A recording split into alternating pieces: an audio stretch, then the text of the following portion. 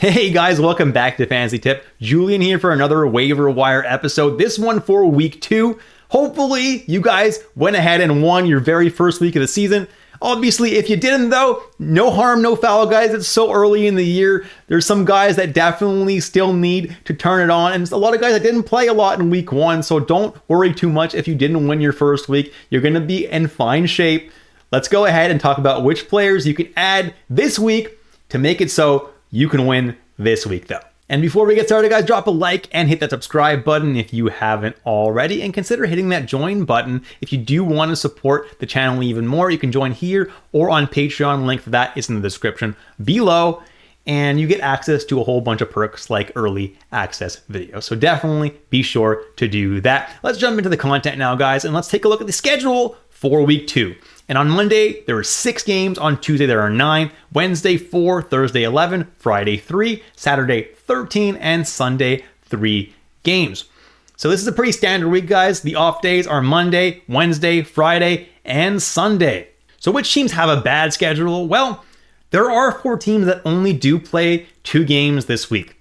Those teams are Calgary, Minnesota, Toronto, and Winnipeg. So if you have some really low-owned players from those teams, you could consider dropping them. The teams with a good schedule, though, are Colorado and Pittsburgh, who both play on all 4 off nights, which means that players from those teams are super valuable. Guys like Casey Middlestat and Rickard Rakell, who are very low-owned, could be some viable ads this week.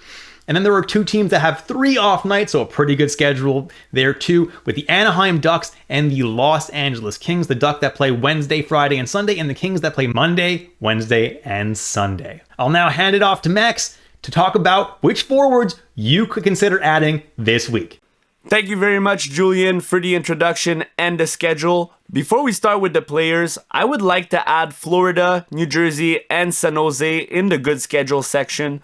The Sharks have 4 games this week. They don't play on Saturday, 2 off nights, Friday and Sunday. The Panthers and Devils have a back-to-back Monday and Tuesday and play in 3 of the first 4 nights of the week. Also, I'm pre-recording 6 days in advance due to my upcoming real-life schedule, so please don't shoot the messenger if any of the guys I mentioned get injured in between. Alright, at number 1, we have Jonathan Drouin. You might be surprised to find him so high, but 4 off nights, playing with McKinnon and Rantanen on the top line, top power play. Come on, easy pick. We also have Quinton Byfield, who scored a hat trick in the last preseason game. He looked dominant. He should carry his good form into the season. Brian Rust, top line, top power play. Monitor his day-to-day status before buying in. Just like Julian mentioned before, Casey Middlestat is a great target with 4 off nights and top power play in Colorado right now. Rickard Rakell, second line with Malkin, top power play to start the year. Great floor right there. Tyler Toffoli, somebody has to put the puck in the back of the net for San Jose. Toffoli will do just that on the first line and top power play. Sam Bennett, rare center who gets a lot of hits, over half a point per game. He plays alongside Matthew Tkachuk. He's a great pick. Mikael Granlund, I like the vets more than the young guys on San Jose for now because you actually know what you're getting into. Granlund brings that dog energy, face-offs, power play points, a lot of assists. He's almost at a hit and a block per game. We also have Alex Laferriere. As of right now, he's top line, top power play in Los Angeles. We're talking about Alex Laferriere, not Alexis Lafreniere. Probably available in all leagues since he's only at 1% rostered. Now here comes the Ducks, Mason McTavish. I expect a lot more peripherals from him this year, and to be honest, he's probably the safest guy on the Ducks. Trevor Zegras, boomer bust option with high offensive skills, top line, top power play. William Eklund, first line PP2 for the Sharks. Love the fact he almost had a block per game for a forward at 20 years old last year. The downside, minus 45. Watch out for plus-minus leagues. Trevor Moore at 13, you probably think he should be higher up, but right now he's on the 3rd line and 2nd power play. I expect a small regression this season from Trevor Moore. If you want a high-risk, high-reward pick from this list here, Cutter Gauthier and Leo Carlsson, they're both on the 2nd line, they're both on the top power play. And finally, Troy Terry, top line, top power play in Anaheim. I do think he's a little overrated, no peripherals, and heavy boomer bust option. Philip Deneau, PP2 center, who almost always gets around 50 points per year, no matter where he is in the lineup. Anton Lundell is a low-key option this year, much more valuable than last year with the center right-wing eligibility. Third line right now, but PP2 option. We also have Michael Bunting, second line with Malkin and Raquel, PP2 option. When this guy gets hot, he's really hot. Maybe I should have ranked him a bit higher since he plays with Matthew Tkachuk and Sam Bennett, but there's just something about Evan Rodriguez. Such a low floor. I try not to touch him if I don't have to, but he does play with great players and he's on the PP2 right now. Dawson Mercer, no peripherals, plays with Ishier and Tatar on line 2. As of right now on Daily Faceoff, no power play time. Anthony Beauvillier, top line in Pittsburgh right now. He's a serious dark horse. No power play, but it could come. Anyone who plays with Sidney Crosby can become a top fantasy player. At 22, we have Will Smith, the hockey player, not the actor with the weird wife. Second line in San Jose. If Celebrini misses time, in my opinion, he'd be the man up on PP1 and line 1. Not a lot to say about Nikolai Kovalenko. Truthfully, haven't watched his game yet, but I read in a few places that he was the best Avalanche player in preseason. He might start in the top 6, keep an eye on him. 35 points in 42 KHL games, followed by 3 points in 4 games in the AHL last season. Lars Eller, third line, PP2 option. And Warren Foegele, who had his best season last year with 41 points in 82 games.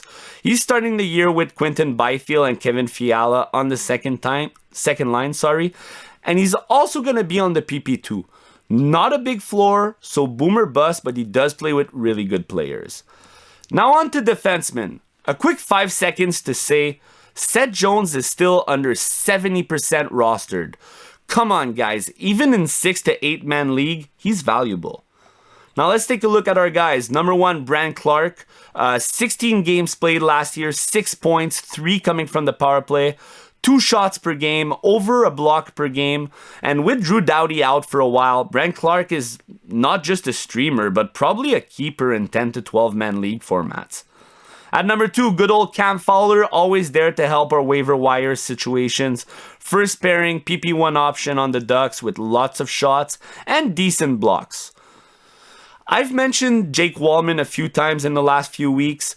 Great blocker, great shot, and an opportunity to become a real PP1 quarterback, Buy low right now. Adam Bockwist starting the year on the PP1 for the Stanley Cup champions in Florida. Can't wait to see what he does in the first week. Still not very rostered at 10%. He's another buy low candidate. Only 3 games for Jacob Trouba, but he does play on Monday. His floor is absolutely insane. I love me some Troubadour. Elite hits, elite blocks, and a few points once in a while. Bowen Byram, also only 3 games this week, but he started the year really well with almost 25 minutes of game time, 1 assist, 1 hit, 3 blocks. Probably a buy low right now. He's probably going to be, if he keeps this up, he's probably going to be 60% rostered and above. At 7, we have Pavel Mintyukov, second pairing, PP2 option in Anaheim. He gives a little bit of everything. Sam Girard, amazing skater, PP2 option in Colorado. Avs should be one of the better offensive teams once again, and his name should pop out on the score sheet. Adam Larson, great shots, hits, blocks. No power play, but surprised to see him this low rostered, honestly. Mario Ferraro is a lesser version of Larson. Phenomenal shot blocker, however, one of the best there is in the league. Watch out for the plus minus and no power play time. We also have Seamus Casey and Simon Nemec. Alright, Casey started the year on PP2 on Friday, but they both played well in the first game. They're of equal value to me, and they'll probably end up sharing the PP2, in my opinion. We also have Josh Manson. Big hits is what you can expect from Manson. Nice floor, not a lot of points, but he's still on the Colorado Avalanche. 4 off nights. A few Los Angeles Kings depth defensemen for deeper leagues in Gavrikov and Jordan Spence. Gavrikov obviously has the better floor. Spence plays PP2. And finally, who the? Juvis Balinskis.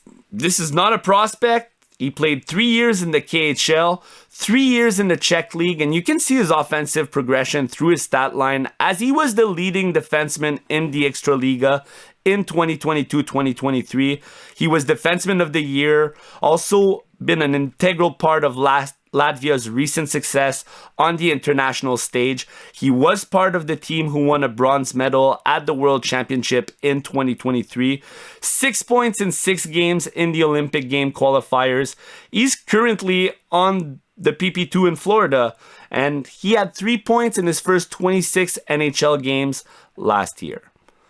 As for the goalies now, Tristan Jarry will most likely start in Montreal. He should get 3 of the 4 games this week. And even if I don't like him, he's probably the best option. Peter Mrazek only has 3 games this week, but a trip to Calgary and San Jose coming over to Chicago is a great opportunity for the Hawks to start 2-0. I genuinely believe Chicago is a better team than Calgary and San Jose, so you can buy low on Peter Mrazek.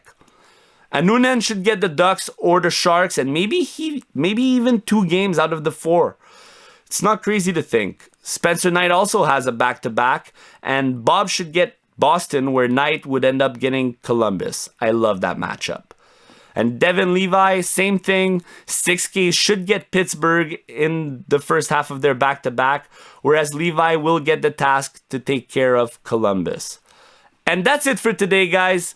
Thank you guys so much for watching. Please click the like button, subscribe to our channel. We need those to keep giving you guys quality content. And please go get that first W for me, and I'll see you soon.